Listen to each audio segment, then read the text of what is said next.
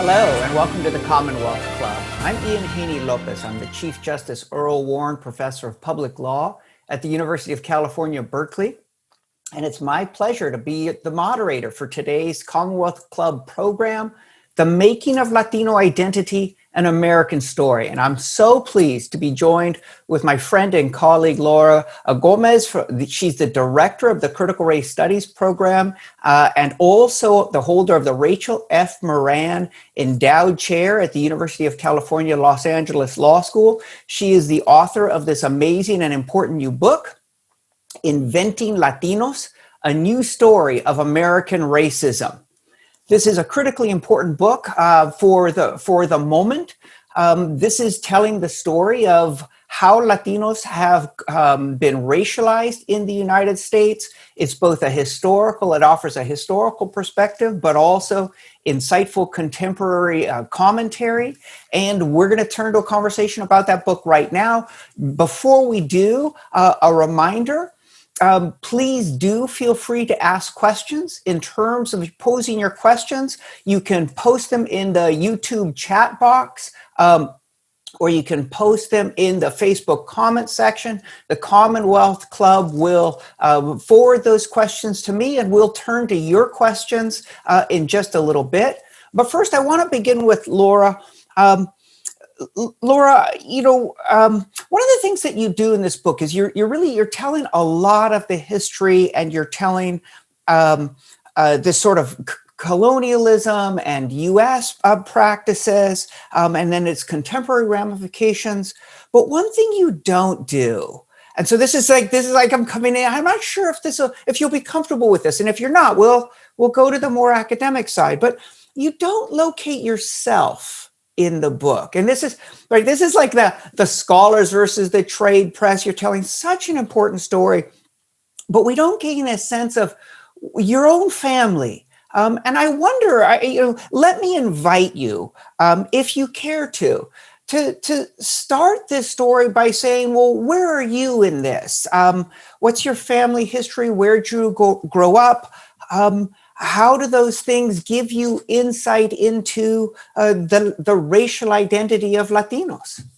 Oh, I love that question, Ian. Thank you so much for that opportunity. And it's funny because in the writing process, my editor and I went through a little bit of back and forth, and I wanted to actually insert more of that. And it was, it's always what you put in and what you don't is always a challenge, right? Because you can't do everything in a book. But so I guess I'll start out by saying that I grew up in Albuquerque in the 1970s, and at the time that I was coming of age, or just going through schooling, Albuquerque was a pretty segregated city in the following way. The Hispanics, which was the terminology that's a little bit more often used there, Mexican Americans, were in the valley, either the South Valley or the North Valley along the Rio Grande River. And the whites were in what we called the Heights, which was as you kind of got closer to the mountains, the Sandia Mountains in Albuquerque, that was, whiter area. And that division is actually not nearly what it is. One, because the North Valley has become more desirable and for affluent folks, and because the kind of lower Heights has become less desirable. But in my world of growing up, until I went to Harvard, I was surrounded by Mexican Americans in schooling and my family and such. And so I grew up with a strong identity as Chicana, but I didn't have as much of a sense of the world around me. And, I had this Chicana identity because my father had gone to college as a parent in the 60s and been, activated and part of creating the Chicano movement. And both of my parents were involved in political activities, and and we, I was taught to be very proud of being a mestiza, and brown is beautiful, and very much a family where we celebrated African American civil rights heroes and victories. And this was kind of my world, and I didn't have that much sense of how necessarily how everybody else saw the world until I went to college, and that was a shock. So let me. I'm just going to come in partly because I think that for you and I, talking about a Chicano identity or a mestiza identity as opposed to Hispanic identity, those things make sense to us. But let's unpack them a little bit Yeah. for our audience. And one way I want to start is by saying, okay, you're saying you grew up in a basically a Mexican American world, and I guess I want to start there by saying, so did you have a sense of yourself as did you have a racial sense of yourself, or was that more of a cultural conception of being Mexican American? And then I suspect that the answer is going to be they kind of blur, but why they blur in your father's role and a political vision of race, I suspect the answer is going to go in that direction, but I thought I'd just sort of probe a little bit more deeply. Yeah, actually, I would say that it was a pretty strong racial identity.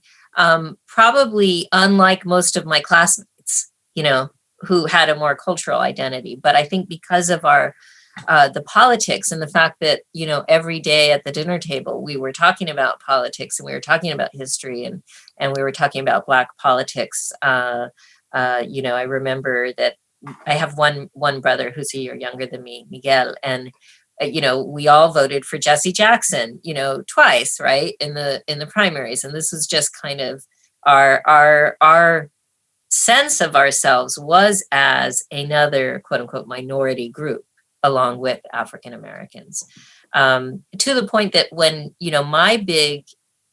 my intellectual roots really stem from in college trying to figure out, well, how are Mexican Americans different from African Americans, and what is the story there, right? And it's kind of still been all these decades later still been what I'm driven Yeah. by. Yeah, that makes sense. Let me come back and say, to answer the question about race, you talk a lot about politics and history, and you talk about your father being politicized, and this and a Chicano identity. Can you say a little bit more about how you understand race itself? Because you're writing this book called Yeah. "Inventing Latinos: A New Story of American Racism." You're saying to the audience, "Hey, I want to tell you about Latino racial identity." So maybe we should. But so, what do you think race is? Yeah, well, let's step back one level and just talk about the kind of conventional wisdom about Latinos, right? The conventional wisdom is, well, we're talking about many different ethnic groups, and these ethnic groups are Mexican Americans and Puerto Ricans and Cuban Americans and so forth, and those are national origin groups. They're immigrant groups, and we think about them in ethnic terms. But what I'm suggesting is in fact not that it's invalid to think about these groups in terms of ethnic terms. That is that is a reality, right? And part of how people think of themselves. But that there's also a racial dynamic operating, and that racial dynamic is one that it really happens much more at the macro level, at the level of institutions and historical trends and government policy and so forth. And so I'm interested in kind of bringing these two things together. Um, and you and I both share a passion for writing about race and racism, and I guess in that sense, thinking about how race becomes, how race changes and how notions of race changes. These things don't set in stone. They're influenced by how things have been in the past, but then they're also dynamic. And, that's the social construction of race. Yeah. So you're talking about, and I noticed early in your book, you're a little bit more critical about ethnicity, saying ethnicity is sometimes is serving as an evasion of race, and there's a sense of Latino racial identity that you want people to confront. That you want people to understand that Latinos have been racialized as not white, right? As a non-white race. Can you say more about that? Both this sense that there is a specific racial identity that applies to Latinos, however complex it'll be, and we'll Yeah. talk about a lot of that complexity. And then also I want to push you a little bit more again, like what is race? Yeah. Yeah. Well, let me respond in three parts. One is to say that the thinking of Latinos in terms of ethnicity is part of the racialization of Latinos, right? And that serves particular functions, I think, especially with respect to African Americans, right? So when you have a situation where Hispanics have been presumed to be sort of ethnics, like white ethnics, who will over time assimilate and therefore can kind of live the American dream, as opposed to this notion of African Americans, even though there are immigrants, right? But this stereotypical notion of African Americans as, well, they're not succeeding and it's their own fault because we've solved all the legal problems, and we've made our laws Right. fair, right? So that there's a play there, right? A kind of a connection between ethnicity and race. The second thing I'll say is that, yes, my hope is that people will engage this book and come to understand, oh, well, if we understand, that we can't talk about African American racialization without talking about segregation, without talking about slavery, then we will actually realize that to talk about racialization of Latinos, we have to talk about US imperialism in Latin America. And we have to talk about the links between that imperialism, which is not, it's in the past, but it's also in the present. We have to therefore think about immigration in a different way. And we have to think about segmentation at the bottom of the job market in that way as well. And that leads us to think about COVID in a certain way, and right, all these kind of things that flow from that. And then the third thing I would say is coming back to how we understand race, right? And try not to get too kind of wonky in the way that you and I could by talking about all of the kind of nuts and bolts or details. Race is my preferred way of thinking about Latinos because it emphasizes power. Yes. Right? It emphasizes white supremacy and white dominance. And by making that shift and talking about power, then we can understand both going backward and forward in a different way. We can look at historical trends and we can say, aha, and we can look at the future and say, let's not repeat the past, for example, right? So I think that's the shift. I love this. I'm gonna sort of say back to you what I heard, but I'm gonna start with this idea, right? You're writing this incredible book about Latino racial identity, and the place to start is with the insight that race is not first and foremost about biology. That's a mistake to think about it as biology. And I think that a lot of times when people think about race and they think white and black seem obvious as racial groups because people continue to accept uncritically a sort of a biological foundation to race, and a sort of like, okay, well, people of European descent kind of look alike, so that makes sense that they're a race and people of African descent, right? But just pushing on that just a little bit will reveal incredible heterogeneity among people of European descent, incredible heterogeneity among people of African American descent. And now, of course, there's incredible heterogeneity of people who trace their roots to Latin America, partly because Latin America saw a mixture of people not only from the Americas, but from Europe and from Africa. None of that disqualifies groups from being a race, because races are first and foremost products of society, right? And I love the way in which you invoked power. It's not, races aren't like these social ideas that are invented kind of willy-nilly. They reflect power relationships. They reflect capitalism and exploitation. So if we start there, that's the starting point, I think, for your analysis, to say, okay, this is what race is. Race is a cultural product that reflects power, and in particular, things like slavery, capitalism, expropriation of land, colonialism, and its current manifestations. And we start from there. And then I think you go on to say, so to understand the racialization of Latinos, let's understand the history of U.S. imperialism in the past and its sort of contemporary. And to me, what you're really pointing at there is this important insight that race is often external to a community, right? That U.S. imperialism was not something that Latinos could control.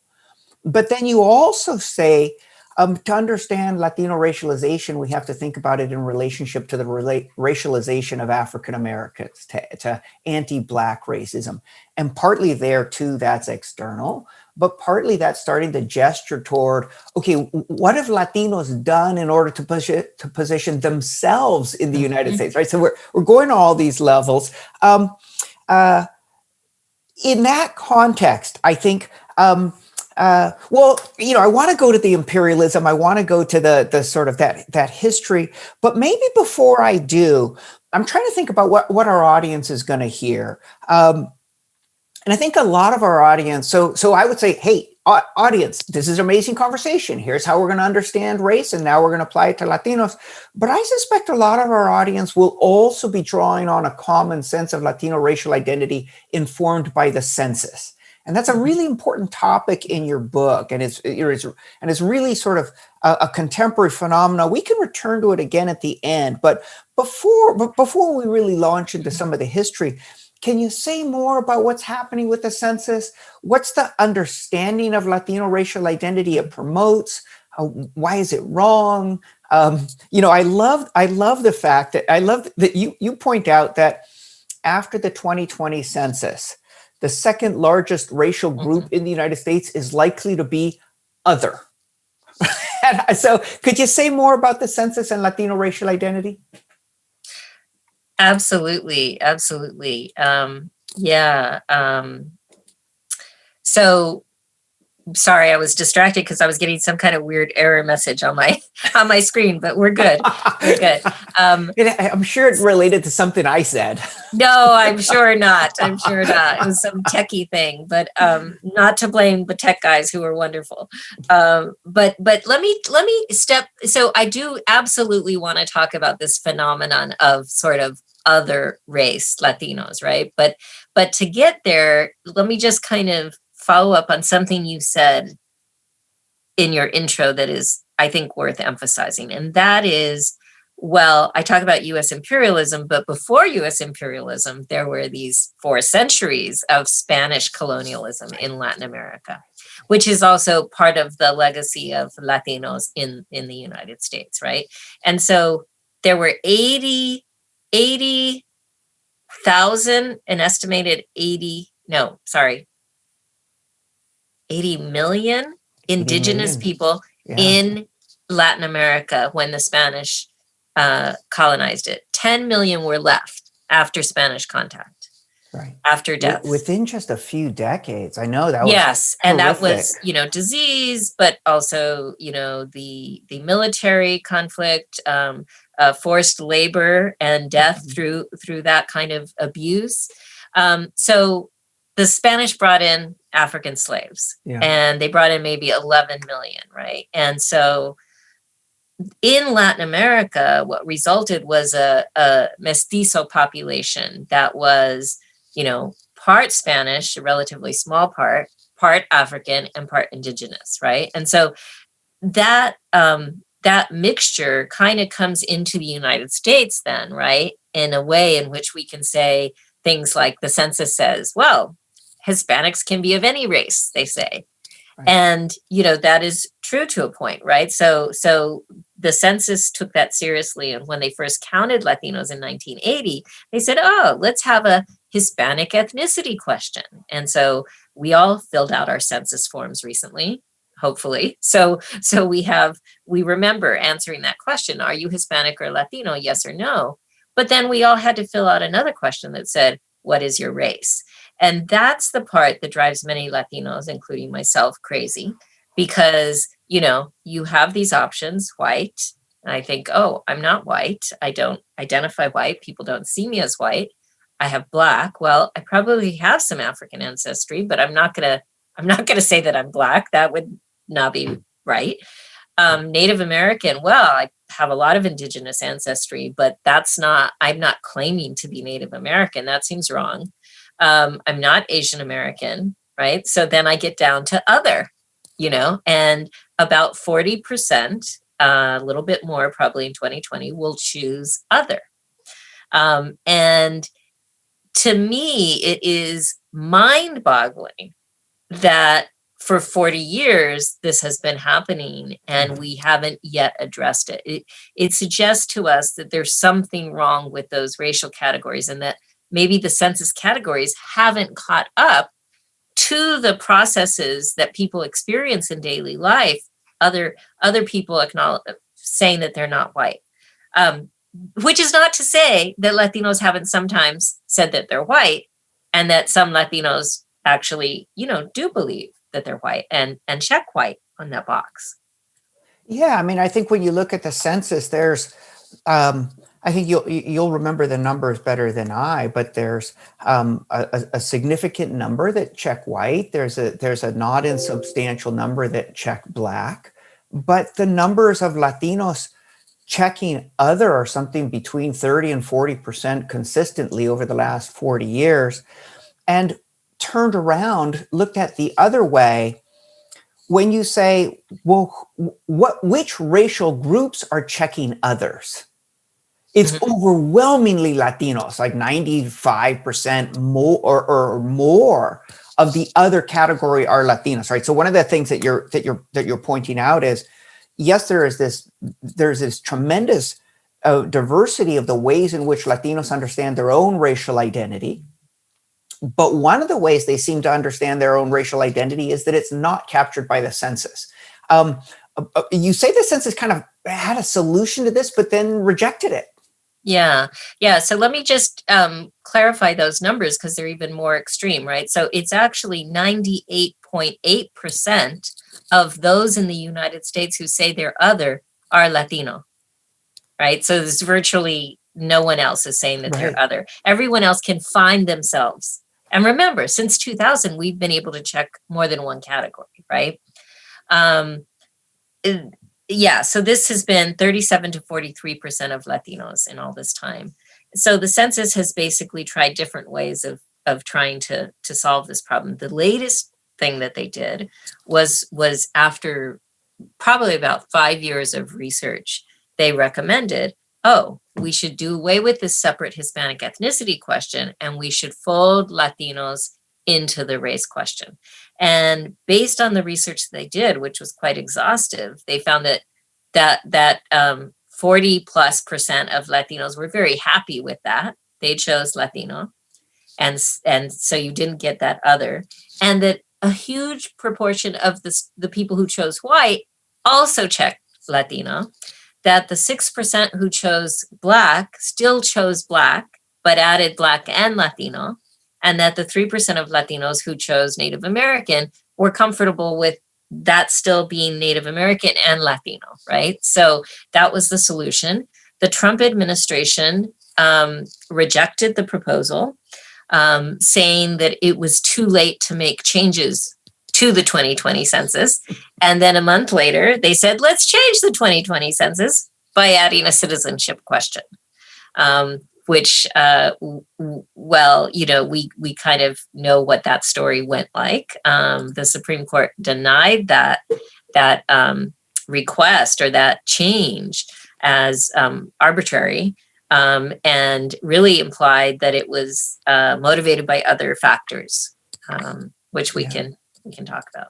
But I think, one of the things that you say in your book is those two moves by the Trump administration are related. The Trump administration, so the census has struggled to understand and to measure accurately Latino racial identity, in large part because the census has tried to distinguish between what are implicitly real races, white, Black, Asian American, Native American, and this other thing called Hispanic that the census has been telling Americans for the last 40 years is not a real race, but is instead something different, an ethnicity, such that these people can be of any other race. And Latinos, a lot of Latinos, the plurality of them have said, that doesn't make sense to us, right? And so the census figured out, okay, well, stop making a sharp distinction between race on the one hand and ethnicity on the other.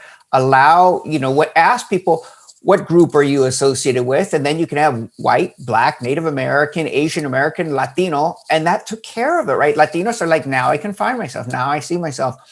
Trump administration rejects that. And I think rejects it for the same reason they also try and introduce a citizenship question. Both are designed to drive down the number of Latinos that are actually counted by the census, right? Both are designed as a politics that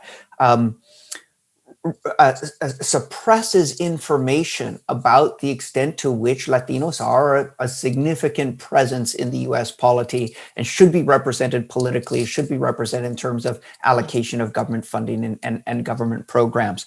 One thing I want to pick up on and use this as a segue to the historical conversation. This idea that there are real races, white, Black, Asian, Native American, and that Hispanics are not a real race, but that there's something else going on. And there, I think that the important point here is to say, at the level of biology, like at the level of nature created these races and not others, there are no real races, none. Whites don't exist as a real race. Blacks don't exist. If we're talking biology, there are no real races.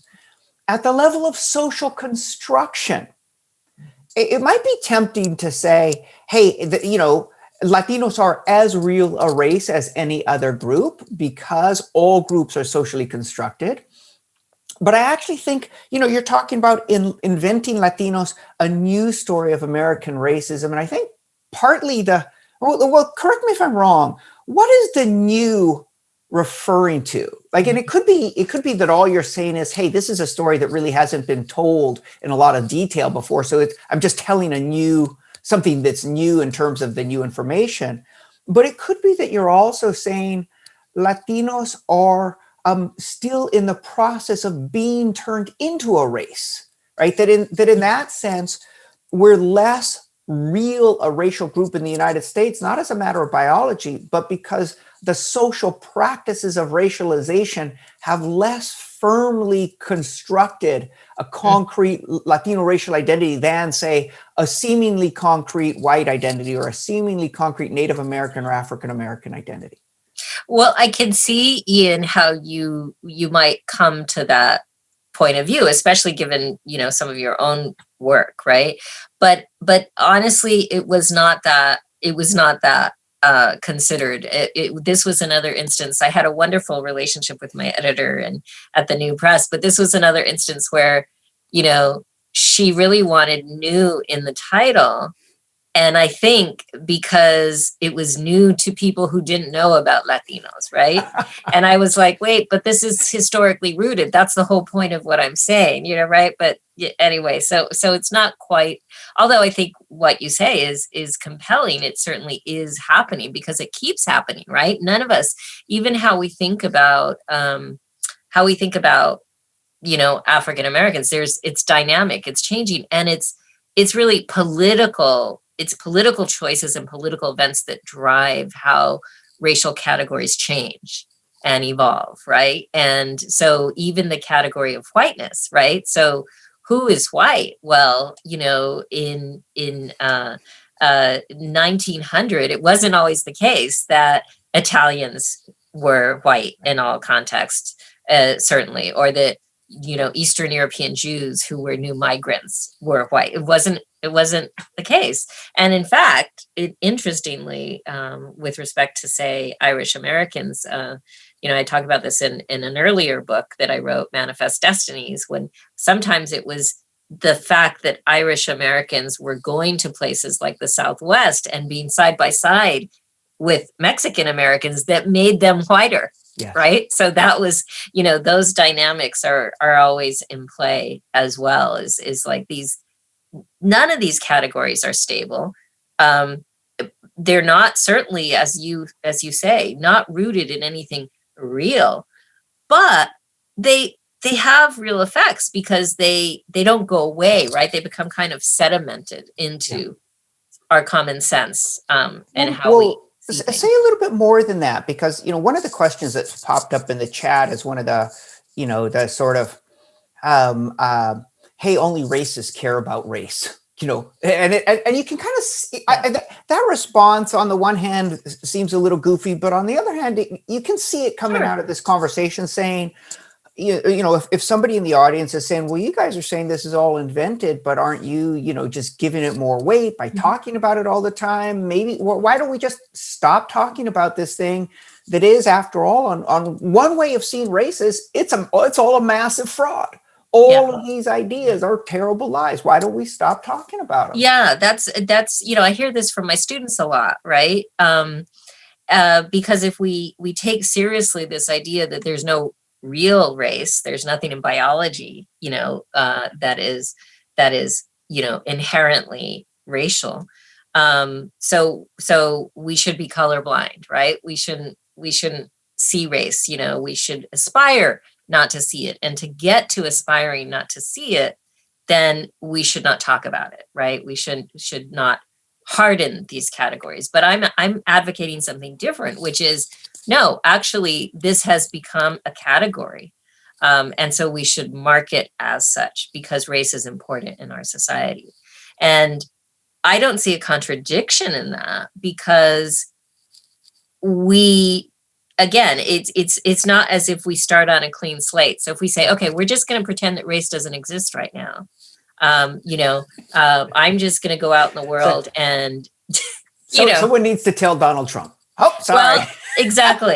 Or, I have people here in LA, I have people shout out at me different things from time to time based on the way I look, and I have it good, I'm sure, compared to most people, right? I live very comfortably in a, overwhelmingly white part of Los Angeles, right? And I have so many privileges, but I still get marked in a certain way.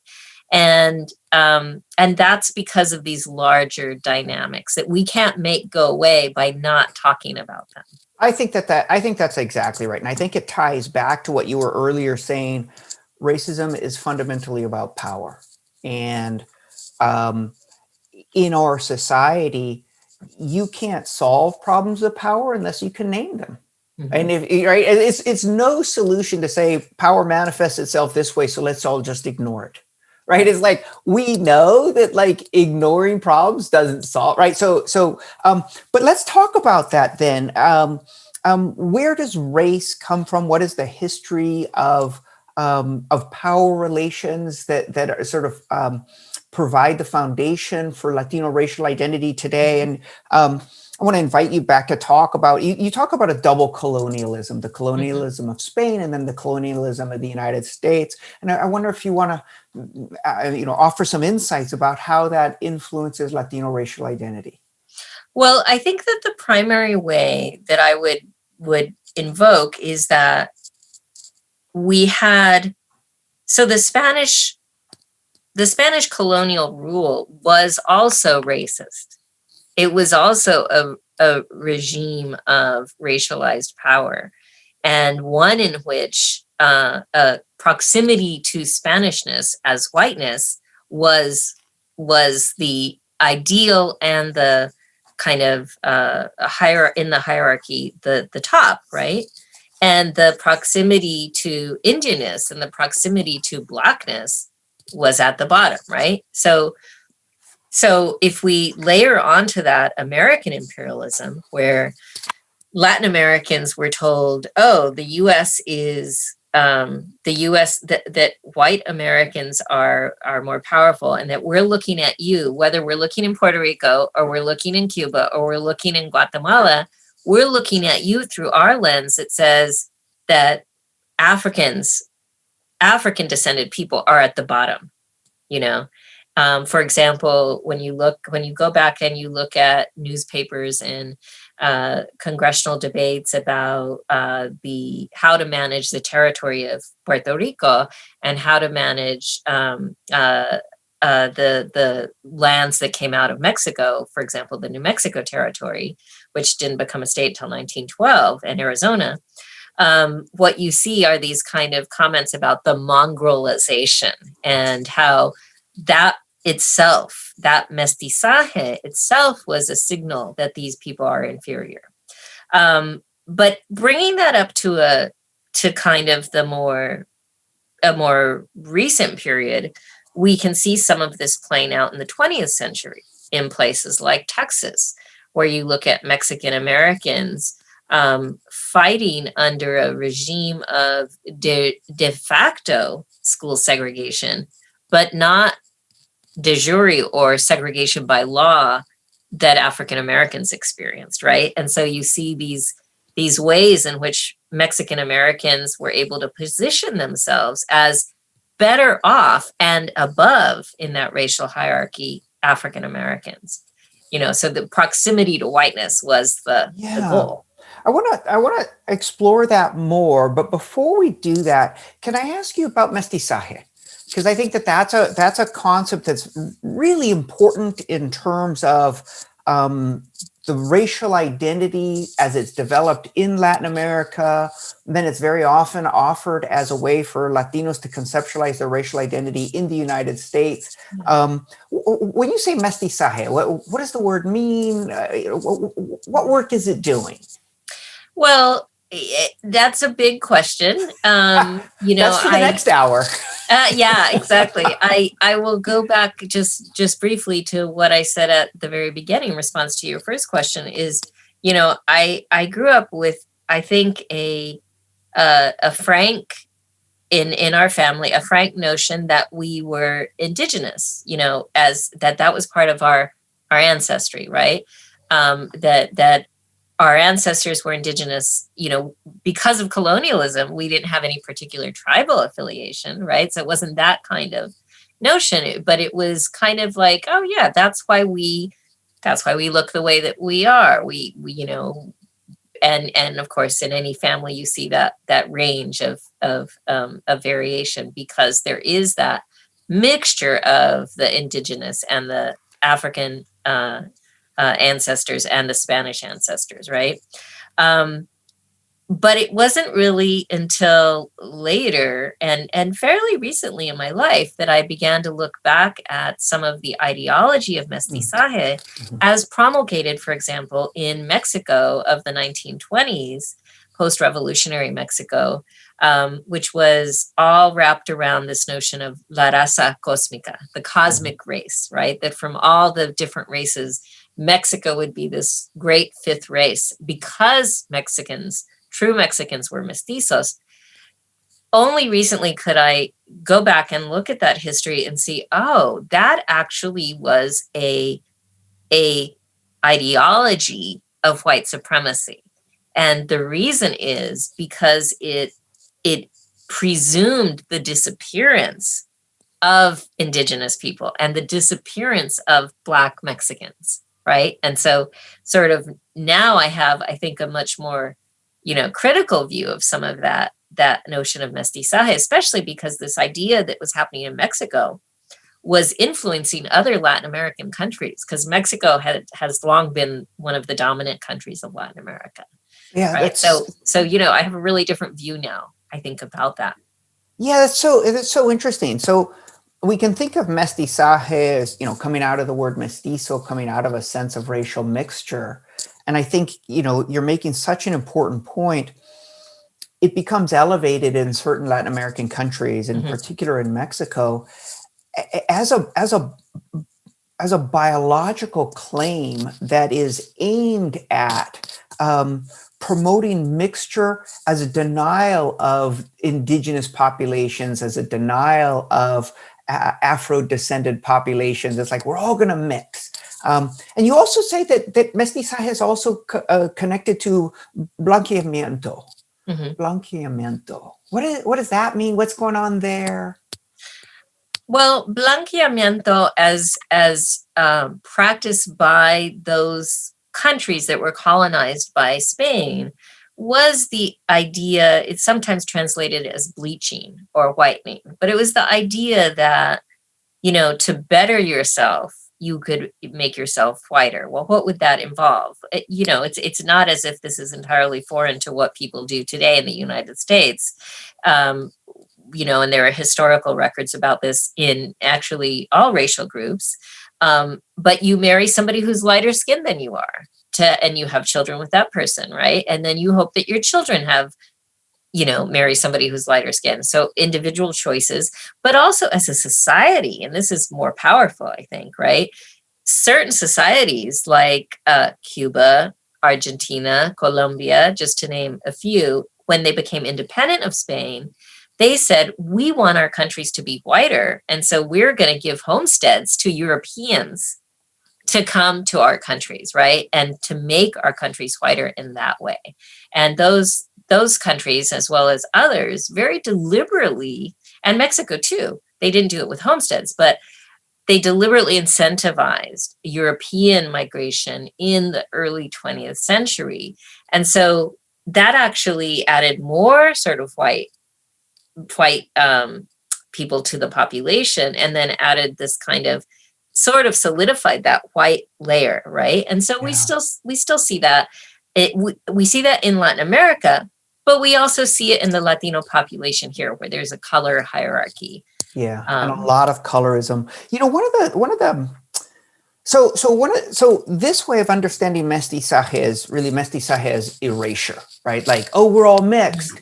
Mm-hmm. But when you say we're all mixed, it becomes a way of saying, and therefore we're not going to actually focus on the differences. My own vague hope is that we can reclaim the word mestizo, not as in we're all mixed and therefore differences don't matter, but as in there are a lot of differences among Latinos, just as there are a lot of differences among other groups.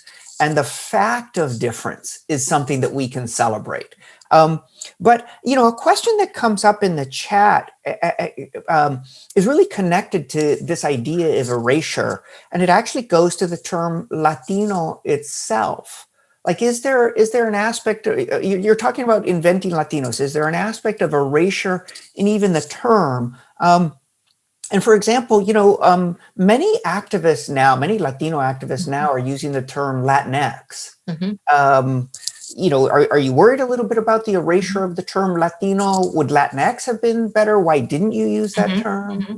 So I want to absolutely get to that, because it's a really important question. But I just want to come back and make one final kind of point about the conversation we were having before about La Raza Cósmica and this notion of the kind of complete mixture and elevating that mixture, right, as the ideal, as opposed to the pure white ideal that we might have in the United States.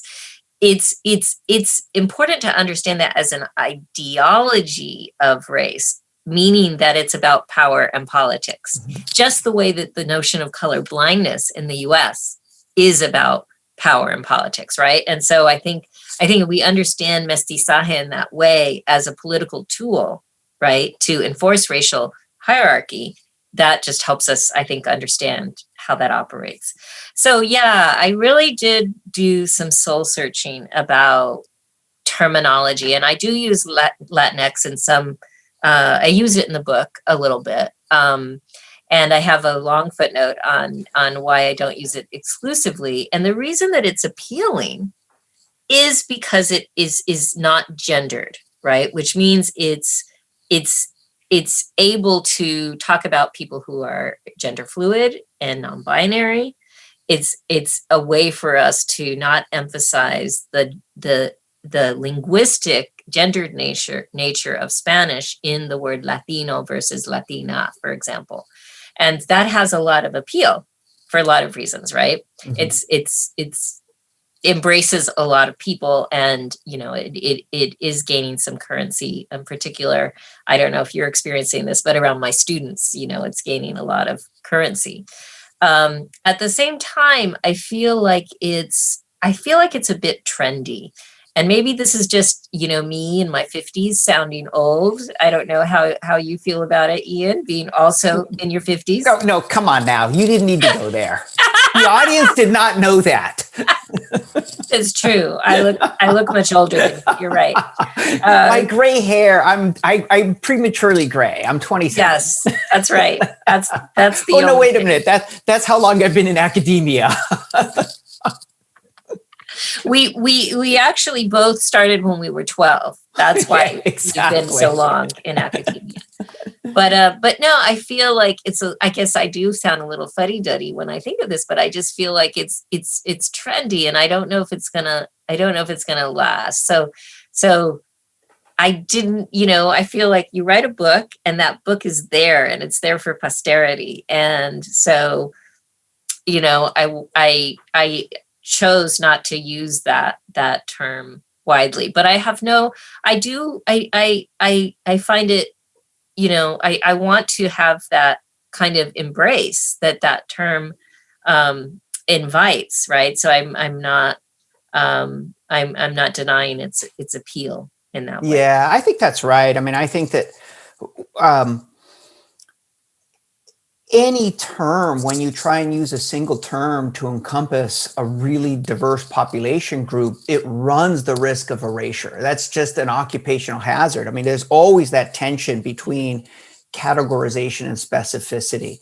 But I think that just as with mestizo, I'm hoping we can reclaim it in a way that emphasizes difference and connections across difference, rather than an asserted homogeneity. Yeah.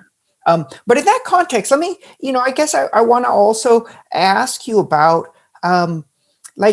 how have Latinos positioned themselves in terms of race in the United States? And I think we could understand, you could address that either as the sort of, here's the history, 1930s, 1950s, or now, right? We're in this contemporary moment in which there's a tremendous and warranted and incredibly important, hopefully trend, it's sort of dynamic recognition of anti-Black racism. Where do Latinos fit in this moment?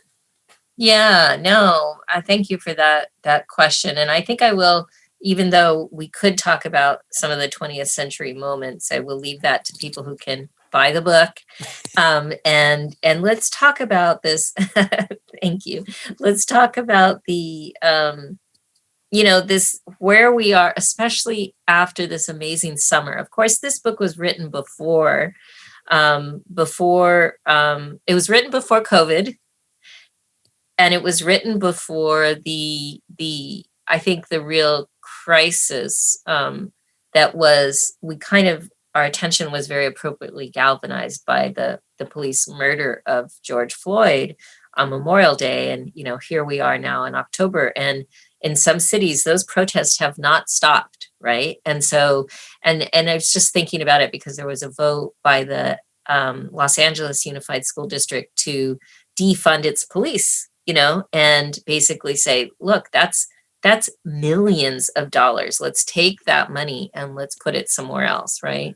And so the reverberations from this summer in which Black Lives Matter has been at the forefront of the conversation, talking about reparations for slavery, just so important. It's such an important overdue moment. And I think that some Latinos are sort of saying, well, why aren't we talking about, Latino lives matter? And, that just really frustrates me because I don't think that's the way to intervene in this conversation.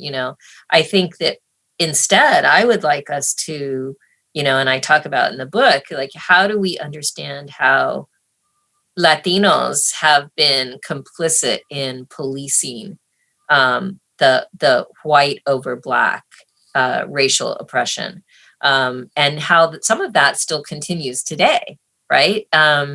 So let's take a city like Chicago, where there has been a Latino population there, Mexican American, since the early 20th century, but the bulk of that Latino population came between 1960 and 1980, Puerto Ricans and Mexican Americans, and it came because of white flight from Black school integration, right? And so Latinos play this kind of buffer role. And in that regard, they are policing that color line and working to distinguish themselves, basically saying, I'm not Black. I may not be white, but I'm definitely not Black, right? And so we have to kind of interrogate, I think, our role, at a community level, if not an individual level, of perpetuating anti-Black racism. I wonder, and so this is an uncomfortable question, but one we have to deal with. When we look at levels of support for Donald Trump among Latinos, those levels seem pretty surprising. I mean, they vary depending on the poll, somewhere between 20 or 30%. But we might think, well, listen, Trump has spent much of his time since 2015 demonizing Latinos. How can perhaps a quarter of Latinos support this candidate? Do you have some insight there? Absolutely, yeah. I'm glad that you brought that up, and I don't necessarily find it an uncomfortable conversation. I mean, I would rather it not be the case, but I don't find it uncomfortable to talk about. So I guess I do. I mean, I do think that there will always be some portion of African Americans as well as Mexican Americans who peel off for Trump. Now, it's not going to be as large for African Americans as for Mexican Americans, but it's going to be, it's a kind of, we could look at it at a gradient level, right? We could see, okay, African Americans, maybe it's going to be 10%, right? But of African American men, it's going to be higher than that. For Latinos, maybe it's going to be, between 20 and 30%, but it's going to be higher among men, right? We can see these patterns. There was a survey that came out yesterday that was showing in Florida that it was getting up pretty high, and that it was particularly high among Latinos with a 4-year college degree. Well, that's a tiny proportion. Yeah, that may be true, but that's a tiny proportion of Latinos, right? You have, of course, the dynamic of 29% of Latinos in Florida being Cuban American, and Cuban Americans being disproportionately Republican, right? So you're going to see, in certain places, you're going to see certain trends. Now, I'm not saying that, all Cuban Americans support Trump. I'm not saying that.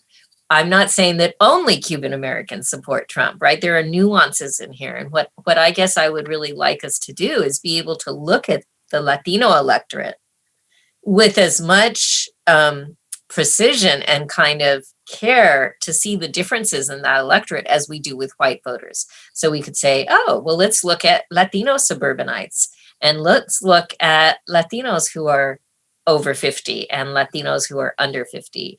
let's look at Latinos in Florida and realize that Puerto Ricans are actually 27% of the state's population, just 2% less than Cuban Americans.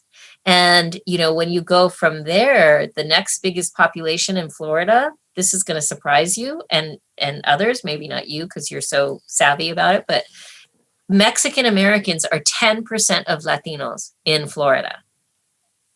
That's probably not something that everybody knows. Venezuelans, who are talked about as being a large part of the electorate, often they're 2% of Florida's Latino population. What about race, though? I mean, I think I think a lot of the things that you're pointing at are super important in terms of, okay, what's the history of Cubans in Florida and why might they be more supportive? What's the role of being college educated?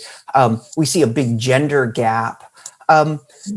Do you see differences in the way Latinos are thinking about their racial identity that also corresponds and that connects to this? To the prior conversation we were having about Latinos and anti-Blackness and how different Latinos position themselves in various ways in the American racial hierarchy. Do you see connections between that? Well, I definitely see connections. I can't say that they're verifiable empirically and that's part of the problem, right? Is you look at these surveys and they just don't have enough Latinos in the survey to do that kind of breakout, right? And sort of say, how do Latinos who identify as other, for example, in the census, how are they polling for Biden or Trump right now? We don't have that kind of texture, right, in the data. But here's something that I think is interesting. So when you look at the proportion of Latinos who define themselves as other, it is less in states that are part of the former Confederacy, Texas and Florida, than otherwise. So if you look at Mexican Americans in Texas compared to Mexican Americans in California, those who are closer to the border in Texas are more likely to say they're white than those in California. If you look at Dominicans and Puerto Ricans in Florida versus Dominicans and Puerto Ricans in New Jersey and New York, they're more likely to say they're white in Florida and less likely to say they're white, more likely to say they're other up north. To me, what I take from that is that the closer that you are to kind of a very visceral discrimination and racism and a kind of white superiority, the more that you're going to say that you're white to try to protect yourself, right? It's like a shield. Yeah, that's so, yes. A claim of whiteness. I think you have a phrase in here, a claim of whiteness that is defensive rather than possessory, right? Like it's okay defending yourself. We've now reached that really tragic moment in the conversation where we need to wrap up. So this is going to be the last question. I thought it'd be a small question, so something that you just very easy to answer succinctly in 30 seconds or less.